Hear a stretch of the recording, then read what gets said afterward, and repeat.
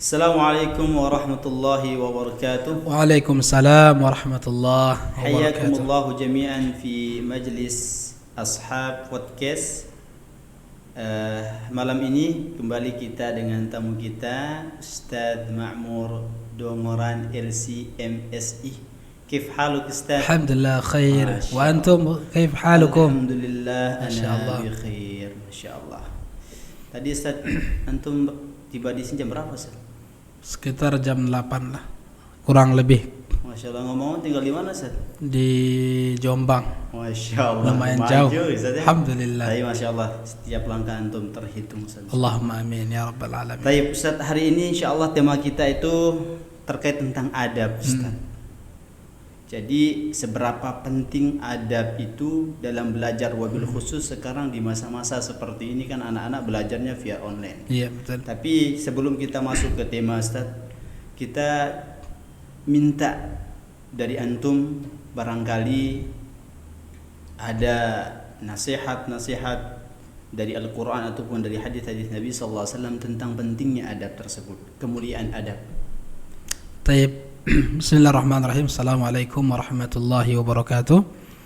Alhamdulillah wassalatu wassalamu ala Rasulillah ma ba'd. Jazakallah khairan Ustaz Yani. Jazakallah khair Ustaz. Jadi yang pertama memang belajar itu memiliki keutamaan luar biasa Ustaz. Bahkan dalam Al-Qur'an jelas Allah katakan, "Wa ma kana al-mu'minuna liyanfiru kaffah." Tidak layak bagi semua orang beriman itu, kaum mukminin, untuk pergi berjuang semua. Tidak boleh, gitu kan. Lalu lanjut kata Allah Jalla Jalaluhu, "Falaula nafara min kulli firqatin minhum ta'ifatun liyatafaqahu fid din." Kalau seandainya ada sebahagian dari golongan orang beriman itu pergi untuk belajar mendalami agama Allah Jalla Jalaluhu. Itu yang pertama, bahwa memang berarti tidak boleh semua orang itu berjihad. Tidak. Padahal jihad itu merupakan ibadah yang paling luar biasa, agung. Tapi tidak boleh semua orang ikut berjihad. Tidak boleh. Kenapa? Karena memang ilmu adalah hal yang wajib sebelum kita berjihad. Sahih. Karena memang sekarang ya, kita perhatikan banyak orang yang menggembar-gemborkan untuk jihad, tapi ilmunya kosong. Seperti itu. Itu diantara salah satu adab untuk berjihad adalah berilmu dulu sebelum berjihad. Betul. Sama juga berarti dengan belajar. Sebelum belajar itu maka dahulukan adab. Betul. Karena nanti ketika belajar tanpa adab, khawatirnya ilmu itu tidak barokah ya Ustaz. Betul. Nah, mungkin Ustaz ada cerita menarik dari kalangan para salaf kita, baik itu para sahabat ataupun tabi'in atau tabi'in, mereka bagaimana gigihnya mereka dalam belajar dan bagaimana mereka menghormati guru mereka, ilmu dan juga ilmu yang dipelajari Ustaz. Iya betul, Masya Allah. Kalau kita menilik kembali kepada para sahabat Nabi SAW, para ulama-ulama dari kalangan sahabat, bagaimana mereka mencerminkan adab yang luar biasa. Tentunya Ustaz Yan, adab yang paling besar sebetulnya adalah ikhlas kepada Allah Jalla Jalaluhu. Ikhlas kepada Allah Subhanahu wa taala. Apapun itu kita harus meniatkan karena Allah Jalla Jalaluhu. Kita belajar misalkan ke Madinah atau ke Libya misalkan atau ke Mesir, maka hendaklah kita meniatkan semata-mata karena Allah Subhanahu wa taala. Banyak sekarang kita lihat teman-teman kita mungkin kita di samping kita berbaik sangka kepada mereka, tetapi ini menjadi nasihat untuk kita sendiri kemudian kepada teman-teman. Banyak setelah mereka misalkan belajar di kota Madinah, Allah berikan mereka kelebihan, tetapi mereka lebih membanggakan diri di saat mereka belajar. Untuk apa sebetulnya? Tidak berguna sebetulnya kita membanggakan saya belajar di sini. Saya tidak guna. Sama saja. Karena yang penting adalah bagaimana kita ikhlas karena Allah Subhanahu wa taala. Ada teringat Ustaz, tatkala kita dulu masih di kampus. Betul. Jadi ketika ada salah satu mahasiswa yang kepengen belajar di Mesir atau di Sudan, kemudian dosen bilang kamu belajar di Mesir juga sama Iya, dosennya. betul, Sudah Masya juga Allah. sama. Iya. Tapi kecuali kata beliau, kecuali di Masjidil Haram dan Masjid Nabawi, Betul, kami angkat betul. tangan karena keduanya kota suci, Betul. kata mereka. Dan memang kecuali bagi mereka yang ikhlas. Sahih, Ustaz. Tapi sekarang ini kadang salah dalam memahami keikhlasan. Betul, Ustaz. betul, Ustaz. Ya, yang namanya ikhlas ya, contoh misalkan dia beribadah, ya, saya ikhlas sudah. Tapi tata cara ibadah enggak mereka perhatikan, Ustaz. Iya, betul. Nah, itulah memang penting ya. Selain tadi ikhlas, kemudian memang di antara adab ya, adab belajar itu adalah kita menemui ustaz. Itu juga penting. Dulu kita lihat para sahabat Nabi sallallahu alaihi wasallam. Di antaranya mungkin Abu Dzar Al-Ghifari radhiyallahu taala anhu. Ini Abu Dzar ini, antum sebut Abu Dzar ini karena salah satu pompes ikon ya. Memang karena memang Abu Dzar ini ikon, Ustaz. Beliau ini adalah sahabat yang miskin tetapi memiliki keutamaan luar biasa. Masya Allah. Ketika beliau radhiyallahu taala anhu mendengar bahwa ada salah satu manusia terbaik diutus Allah yang bernama Muhammad sallallahu alaihi wasallam.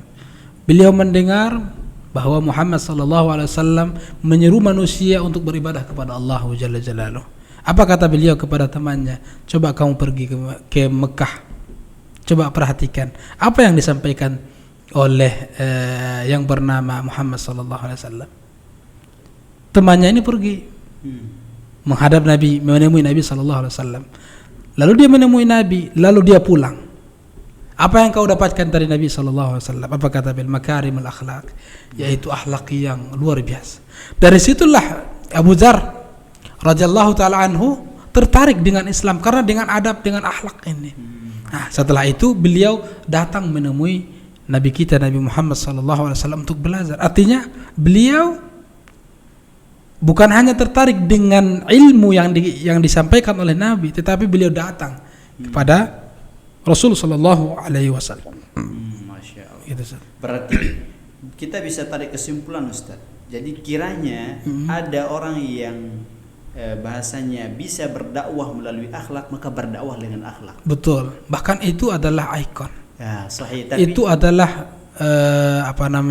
filar dalam dakwah, apalagi dakwah sunnah ini. Berarti Masya Allah, Ustaz. Jadi pemaparan antum tadi terkait masalah salah satu sahabat Abu Dzar Al-Ghifari. Ini Masya Allah berarti tanamkan keikhlasan dan betul, yang keikhlasan. Dan tentu keikhlasan itu harus disertai dengan cara Nabi sallallahu alaihi wasallam. Cara Nabi sallallahu alaihi wasallam. Kalau kita mengatakan keikhlasan, orang kalau ditanya ya saya ikhlas. Saya sholat ikhlas, saya puasa ikhlas. Iya, betul. Tapi terkadang keikhlasan mereka itu tidak dicukupi dengan mengikuti tata cara Nabi sallallahu alaihi wasallam. Begitu, Ustaz, mungkin. Kemudian Ustaz, yani di antara hal yang hilang, mana lihat ya di kalangan para penuntut ilmu, mungkin di kita juga ini sudah mulai hilang, adalah kegemaran dalam mendatangi guru. Bahkan Ustaz Yani ya, tidak layak seorang pendakwah secara khusus ya, apalagi penuntut ilmu belajar lewat otodidak, itu tidak layak. Harus mendatangi guru, minimal dia harus bertemu dengan guru. Ya, itu adalah adab terbesar sebetulnya, Ustaz. Sekarang kita mentang-mentang teknologi sudah lengkap, Ustaz ya, antum lihat bagaimana sekarang seolah-olah teknologi menggantikan guru. Tidak bisa, Ustaz. Ya, bahkan sekarang kita lihat orang lebih betah belajar lewat virtual ya. Padahal kan ada guru yang harus ditemui. Ustaz Imam Malik rahimahullah ta'ala berjalan mencari satu hadis itu 3 hari 3 malam. Berapa hari? 3 hari 3 malam. Tapi sebelum Imam Malik ada sahabat Nabi sallallahu alaihi wasallam yang bernama Jabir bin Abdullah. Tahu Ustaz berapa lama dia menuntut ilmu? Ternyata dikisahkan oleh Imam Bukhari dalam Al-Adab Al-Mufrad. Ternyata Jabir bin Abdullah radhiyallahu taala anhu mencari hadis menghadap Anas bin Abdullah bin Unais hanya untuk mencari hadis, Ustaz. 1 bulan perjalanan mencari satu hadis. Bagaimana kita lihat sekarang ya, orang mencukupkan lewat otodidak, tetapi seolah-olah dia sudah menjadi ulama besar. Sungguh ini tidak, kurang adab lah kepada para ulama kita. Dulu bagaimana ulama kita ya, semangat mencatat hadis, mengambil hadis, kemudian mempelajari hadis, Ustaz. Mendatangi guru bertahun-tahun, berbulan-bulan hanya untuk mencari satu hadis. Sahih, Ustaz. Nah, gitu. Itu yang hilang saat Itu yang hilang. Kalau kita baca lagi, Ustaz, Sirah Imam Ahmad bin Hanbal. Datang ke Kufah. Setelah datang ke Kufah, pergi lagi ke Basrah menemui Sufyan bin Uyainah. Gak ada transportasi. Gak ada transportasi. Allahu a'lam. Mungkin bisa jadi jalan kaki, bisa jadi pakai kuda ya, pakai transportasi yang ada pada masa itu. Tetapi itu kan bukan waktu yang sebentar, Ustaz ya. Tetapi ini membutuhkan waktu yang lama. Benar-benar. Kemudian setelah dari Basrah dia datang menuju Mekah. Kemudian dari Mekah dia menuju Yaman, Ustaz. Menemui Al-Imam Muhaddits Abdul Razzaq As-San'ani. Hanya untuk belajar hadis. Bagaimana kita lihat ulama-ulama kita ini belajar hadis, mendatangi guru nih, Ustaz. Karena memang apa ya? Mereka merasa butuh kepada guru. Itu yang dikatakan oleh Imam Syafi'i itu irsyad ustaz. Jadi bekal Ustaz, bekal pertama sebetulnya ya bagi para penuntut ilmu itu adalah ada guru. Benar, kalau nggak ada guru sudah nihil sebetulnya. Walaupun dia benar tapi salah. Berarti saat ini harus ditanamkan di hati anak-anak itu adalah kebutuhan mereka kepada guru itu melebihi kebutuhan mereka daripada makan dan betul mereka. Kenapa? Karena apa namanya, dengan melihat wajah guru nih, Ustaz ya, akan kita dapatkan ketenangan, keberkahan ilmu juga. Kemudian dari situlah, dari menemui guru itulah kita mendapatkan akhlak dan adab nih, Ustaz. Ribuan orang datang kepada Imam Ahmad bin Hanbal, setengahnya hanya mengambil adab. Hanya beberapa orang yang mengambil ilmu. Kenapa? Karena ingin mencontoh bagaimana akhlak Imam Ahmad bin Hanbal. Ya menemui guru, Ustaz. Gitu. Sama kayak Syekh Islam Ibnu Taimiyah juga, Ustaz ya. Masyaallah. Dia itu memiliki 200 guru, Ustaz. 200 guru, Masya Allah. Yang beliau miliki, Ustaz. Pantas ya beliau melahirkan ilmu yang luar biasa. Benar, jadi tuduhan-tuduhan yang tidak benar kepada Syekh Islam Ibnu Taimiyah itu bisa dibantah dengan murid beliau. Cukup misalkan Ibnu Qayyim Al-Jauzi, Imam Az-Zahabi saja, Imam Ibnu Katsir, Masya Allah, Imam Al-Mizzi juga. Andaikan misalkan para ulama mengatakan andaikan tidak ada muridnya Syekh Islam Ibnu Taimiyah kecuali Ibnu Qayyim Al-Jauzi sudah cukup ya. Karena disebabkan banyak karangan. Betul. Masya Allah. Itu karena guru. Berkat guru lagi.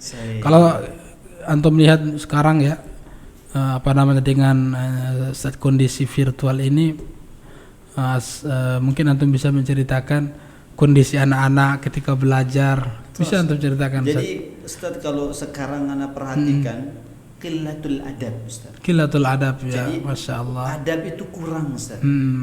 Jadi pernah terjadi, ini fakta ya. Fakta ya, Masya Allah. Kita ngajarin, ya namanya ngajarin anak. Ngajarin anak ya. Ya, anak kepengen ngelihat seberapa besar kesungguhan mereka dalam menghormati guru mereka. Betul. Tidak cukup dengan ketika dikasih pertanyaan dijawab. Tidak, tapi pernah satu hari saya minta salah satu orang untuk berdiri, dia pakainya pakai peci, pakai baju. Masya Allah. Rapi lah ya, ganteng banget, Ustaz. Mungkin kalau saya dekat mungkin wangi juga. Iya, wangi ya pakai. Tapi di saat anak minta untuk berdiri, Allah pakai celana pendek. Ya salam. Berarti istilahnya dia menampakkan keindahan, tetapi di hatinya ada masalah sebetulnya itu, Ustaz. Kenapa? Satu alasan mereka tuh, kita kan belajar dari rumah. Iya, itulah. Jadi bahasa mereka tuh belajar dari rumah. Tapi kan mereka nggak tahu kalau di situ ada guru, Ustaz. Iya betul. Makanya perlu ditanamkan juga ke anak-anak itu kalimat tauhid, Ustaz. Tauhid ya. Jadi jangan takut sama guru. Jangan beradab hanya karena guru. Betul. Kalau misalkan nggak ada guru, kalau ada guru beradab, kalau tidak ada happy, tidak ada masalah. Tapi kita harus tanamkan kalau Allah itu selalu melihat. Raqib, Ustaz ya. Selalu mengawasi. Ya. Itu yang hilang, Ustaz. Jadi kan sekarang anak-anak kebanyakan takut sama gurunya. Iya, betul. Jadi Kalau menurut ana ini saat ini ya, itu memang orang tua ini, kita nih ya sebagai orang tua perlu untuk menanamkan ini adab. Dulu ibunya Imam Syafi'i itu sudah menanamkan akhlak. Ibunya Imam Ibnu Hajar, dan begitu juga ibu-ibunya para ulama dulu, Ustaz. Bagaimana mereka menanamkan adab itu kepada anak didik itu. Tentu saja seperti yang tadi adalah tauhid, merasa bahwa anak ini dilihat oleh Allah. Ustaz, anak potong Ustaz. Tadi antum sebut ibu Ustaz. Ada yang tersinggung Ustaz. Anak sebagai bapak, berarti bapak itu nggak pernah mengingatkan anaknya tentang seharusnya memang karena memang yang paling yang paling sering ya anak-anak bertemu dengan orang adalah ibunya, walaupun bapaknya memang seharusnya wajib untuk memperhatikan adab anak-anak ini gitu Ustaz. Berarti gitu. Kan al-ummi itu adalah imam bagi anak-anaknya. Iya, betul.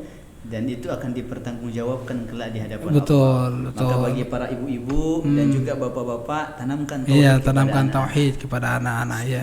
Jangan tanamkan takut sama guru, takut sama ayah bunda, betul, tapi takut sama Allah. Ustaz, betul, ya? Memang betul. Karena ya. Kebanyakan sekarang itu anak-anak itu sebagian besar Ustaz. Iya, betul. Kalau tidak takut sama guru, takut sama orang tua Ustaz. Nah, itu dia lupa masalah. Sama siapa yang menciptakan guru dan orang tua. Betul Ustaz. Berarti dia merasa bahwa yang memperhatikannya cuma gurunya, cuma orang tuanya gitu ya. Memang penanaman tauhid ini memang hal yang hal yang urgent ya. Dulu Imam Abu Hanifah, beliau datang menemui Imam Al-Auza'i. Tahu Ustaz apa yang pertama ditanya? Tentang akidahnya.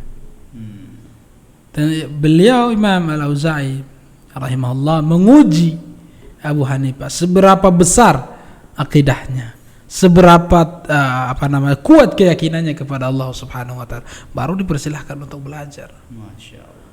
Karena memang tadi bahwa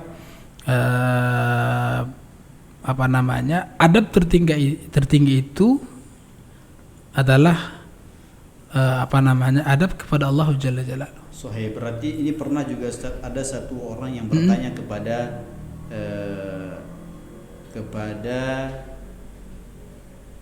Syekh Muhammad ibn Shalih Al-Utsaimin. Jadi di mana orang ini bertanya tentang satu pedoman yang bisa pedoman hidup lah. Iya, betul.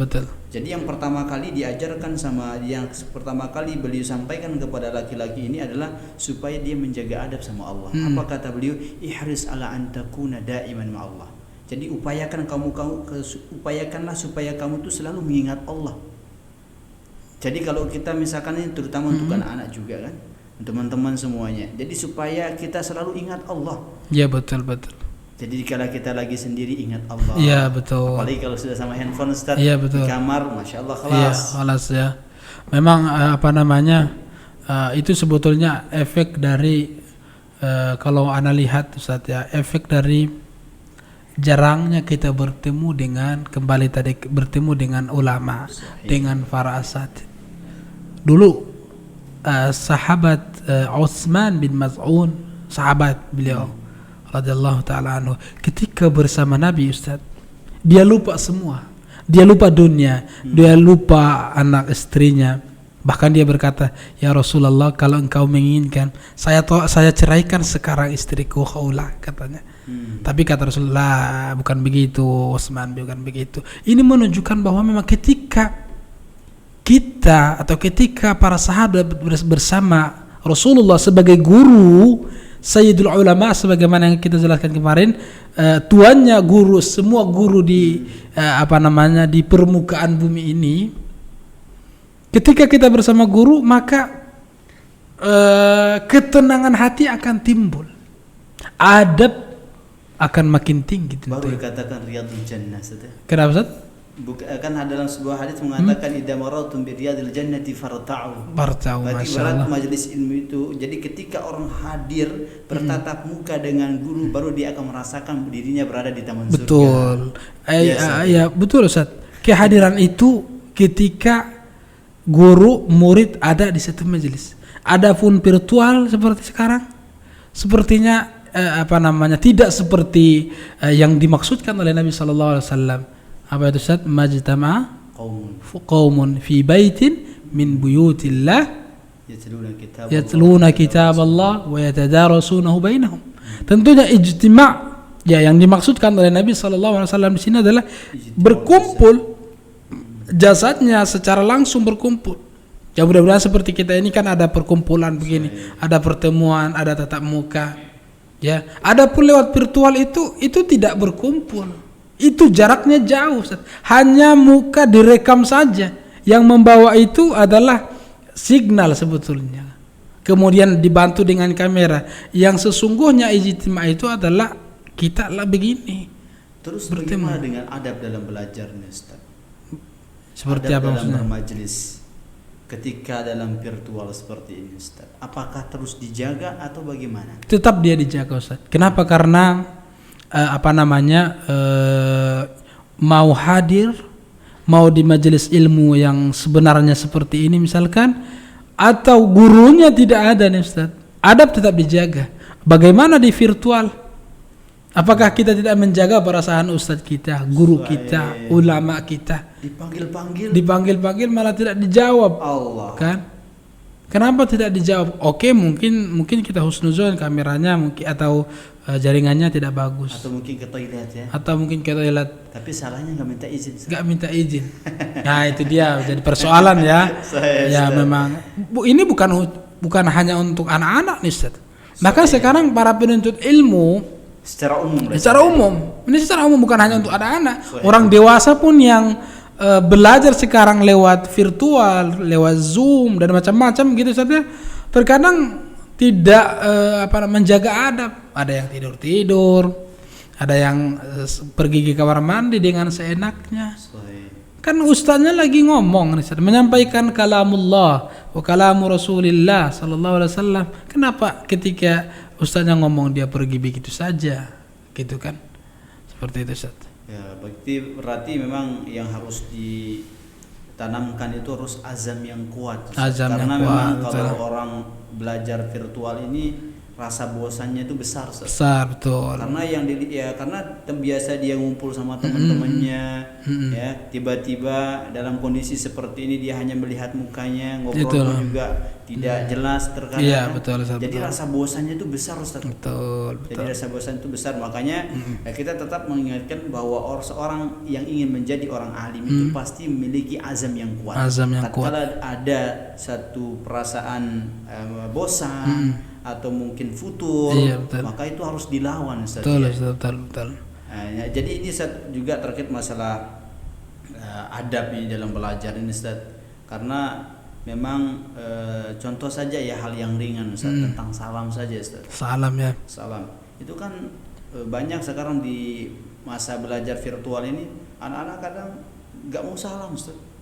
Jadi kadang masuk nggak tahu, keluar nggak tahu, Ustaz. Nah, begitu ya. Iya, jadi dia masuk grup nggak kita nggak tahu. Iya, betul. Keluar grup juga nggak tahu. Iya, betul. Jadi kan seharusnya dalam adab Islam itu adalah ketika masuk maka salam. Iya, betul. Keluar pun juga salam. Iya, betul. Memang Masya Allah ya. Memang istilahnya dilema, Ustaz ya. Tapi memang saya ingin menekankan kepada kita semua, khususnya para penuntut ilmu ya.